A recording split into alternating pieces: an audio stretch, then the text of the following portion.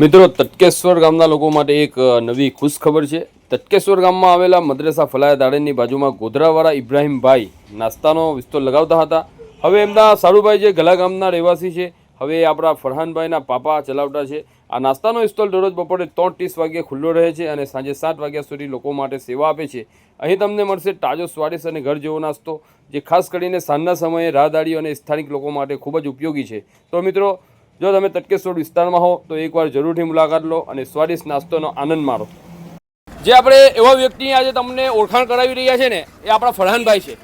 આપણા ફરહાનભાઈ જે છે ને, એ આપણા ફેઝલભાઈ સાથે પહેલાં ગાડી સાથે આવતા હતા. ફરહાનભાઈ એ હવે આપણા તટકેશ્વરના અંદરમાં રહેવા માટે આવી ગયા છે. આ ધંધો જે હતો ને, એ આપણા ઇબ્રાહીમભાઈ હતા. ઇબ્રાહીમભાઈ જે મદ્રેસાના પાછળ લારી મૂકતા હતા, તે ઇબ્રાહીમભાઈનું અહીંયા લારી જે હતી એ લોકોને આ લારી સોંપવામાં આવેલી છે. એમના ફાધર છે, એમની ફેમિલી છે, અહીંયા રહેવા માટે આવી ગયા છે. અને આપણા ફરહાનભાઈ જે છે તેને આજે એક સપોર્ટની જરૂર છે આપણા બધા ગામવાસીઓની. તો ફરહાનભાઈ, શું કહેવું છું, શું વેચતા છે તમે? બ્રેડ પકોડા છે, પરબોટી છે, કટલેસ છે, પછી સમોસા છે, ચિકન ચિલ્લી છે. તો અને કેમ પ્રાઇસ રહેવાની છે? 10 રૂપિયાનો પકોડો રહેશે, 10ની 3 પરબોટી રહેશે, 10ના કટલેસ 2 ને 10ના સમોસા 3 ને 10ની 1 પરબોટી સિલ્લી બોડી. હા.